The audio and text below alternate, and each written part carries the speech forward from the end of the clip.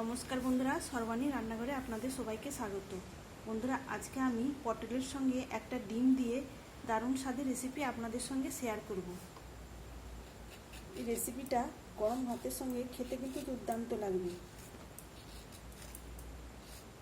বানানো খুবই সহজ। আজকের এই রেসিপিটা ছোট বড় সবারই ভীষণই ভালো লাগবে। একঘেয়েমি পটলের রেসিপি খেতে ভালো না লাগলে আপনারা আজকের এই রেসিপিটা বানিয়ে নিতে পারেন। আশা করি বন্ধুরা আপনাদের সবারই ভীষণ ভালো লাগবে। বন্ধুরা, আজকের রেসিপি আপনাদের ভালো লাগলে অবশ্যই একটা লাইক দেবেন, আর সেই সঙ্গে যেসব নতুন বন্ধুরা আমার চ্যানেলে রয়েছেন তারা আমার চ্যানেলটিকে সাবস্ক্রাইব করে আমার পাশে থাকবেন। রেসিপিটা বানানোর জন্য প্রথমে আমি এই পটলের দুই সাইডে একটু করে অংশ কেটে বাদ দিয়েছি। এবার এই পটলের এই উপরের খোসাটা এইভাবে চেঁচে আমি বাদ দিয়ে দেব। সমস্ত পটলের আমি উপরের এই পাতলা স্তরটা এইভাবে চেঁচে বাদ দিয়ে দিয়েছি। এখন আমি এই পটলগুলোকে পরিষ্কার করে ধুয়ে নেব। এখন এই পটলগুলোকে আমি দুভাগ করে কেটে নেব। কেটে নেওয়ার পর আবারও আমি মাঝে মাঝে এইভাবে কেটে দেব। তো দেখুন বন্ধুরা, এইভাবে আমি একটা পটল কেটে নিলাম। এইভাবে আমি সমস্ত পটলগুলোকেই কেটে নেব।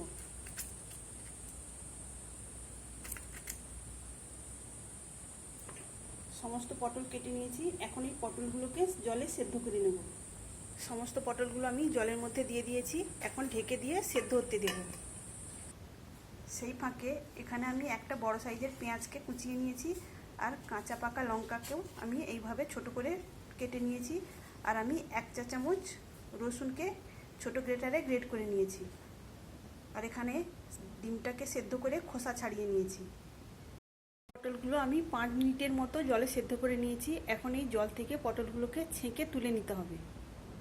পটলগুলো আমি জল থেকে ছেঁকে তুলে নিয়ে ঠান্ডা করে নিয়েছি।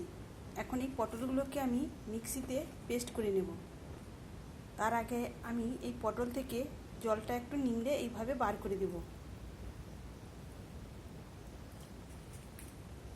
এভাবে আমি সমস্ত পটলের এই জলটা এভাবে নিংড়ে বার করে নেব। দেখুন বন্ধুরা, পটলগুলো নিংড়ে নেওয়ার ফলে অনেকটাই জল বেরিয়েছে, এটা আমি ফেলে দেব। আর বন্ধুরা, জল সহ যদি আমি এই পটলগুলোকে পেস্ট করতাম তাহলে রান্না করার সময় অনেকটাই সময় লাগতো। এখন আমি মিক্সিতে ঘুরিয়ে নেব। তো দেখুন বন্ধুরা, আমি পটলগুলোকে এইভাবে মিক্সিতে ঘুরিয়ে পেস্ট করে নিয়েছি। আপনারা চাইলে এটা শিলপাটাতেও বেটে নিতে পারেন। এখন আমি এই পটলের পেস্টটা অন্য একটা পাত্রে তুলে নেব। তো বন্ধুরা, এখানে আমি আমার প্রয়োজন অনুযায়ী 5টা পটল দিয়ে পেস্ট করে নিয়েছি। আপনারা রেসিপিটা বানানোর সময় আপনাদের প্রয়োজন অনুযায়ী কম বেশি পটল এইভাবে পেস্ট করে নেবেন। এখন আমি রান্না করে নেব। এখানে আমি সরষের তেলে রান্নাটা করে নেব, আর এই রান্নাটা সরষের তেলেই ভালো হয়। গ্যাস অন করে কড়াই বসিয়ে তার মধ্যে সরষের তেল দিয়ে দিয়েছি। এখন এই তেলের মধ্যে দিয়ে দিচ্ছি 1/2 চা চামচ কালো জিরা, আর ফোড়নের জন্য দিয়ে দিচ্ছি 2টো শুকনো লঙ্কা। ফোড়নটাকে ভেজে নেব। ফোড়নটা ভেজে নিয়েছি। এখন আমি এর মধ্যে দিয়ে দেব গ্রেট করে রাখা রসুন, আর দিচ্ছি কুচিয়ে রাখা কাঁচা পাকা লঙ্কা। এবার রসুন আর কাঁচা লঙ্কাটাকে আমি ভেজে নেব। খুব বেশি ভাজার দরকার নেই, রসুন আর কাঁচা লঙ্কার কাঁচা গন্ধটা চলে গেলেই হবে। মিনিট খানেক ভেজে নেওয়ার পর এখন এর মধ্যে দিয়ে দিচ্ছি কুচিয়ে রাখা পেঁয়াজ। পেঁয়াজটাকে আমি রসুন আর কাঁচা লঙ্কার সঙ্গে ভালো করে ভেজে নেব। পেঁয়াজটাকে একটু ভালো করে ভেজে নিতে হবে। পেঁয়াজটা দেখুন বন্ধুরা, আমি এইভাবে ভেজে নিয়েছি। এখন আমি এর মধ্যে দিয়ে দেবো পেস্ট করে রাখা পটল। পেস্ট করা পটল দেওয়ার পর এখন আমি এর মধ্যে দিয়ে দিচ্ছি পরিমাণ মতো হলুদের গুঁড়ো, আর দিয়ে দিচ্ছি পরিমাণ মতো লবণ। এখন আমি এই পটলটাকে হলুদ আর লবণের সঙ্গে খুব ভালোভাবে মিশিয়ে এইভাবে নেড়ে চেড়ে নেব। এইভাবে নেড়ে চেড়ে পটলের মধ্যে যে জলটা রয়েছে সেটা শুকিয়ে নিতে হবে। বন্ধুরা, এইভাবে একবার পটল রান্না করে দেখবেন, খেতে কিন্তু দুর্দান্ত লাগবে। বেশ কিছুক্ষণ নেড়ে চেড়ে নেওয়ার পর এখন আমি দিয়ে দিচ্ছি সামান্য চিনি। চিনিটা দেওয়ার পর আবারও আমি এইভাবে পটলের সঙ্গে মিশিয়ে নিয়ে অনবরত নাড়াচাড়া করতে থাকবো। এইভাবে অনবরত নাড়াচাড়া করার ফলে দেখুন বন্ধুরা, পটলের মধ্যে যে পরিমাণ জলটা ছিল অনেকটাই শুকিয়ে গেছে। এই পর্যায়ে আমি গ্যাসের ফ্লেমটাকে একদম লোতে করে দিয়েছি। এবার আমি সেদ্ধ করা ডিমটা এর মধ্যে গ্রেট করে নেব।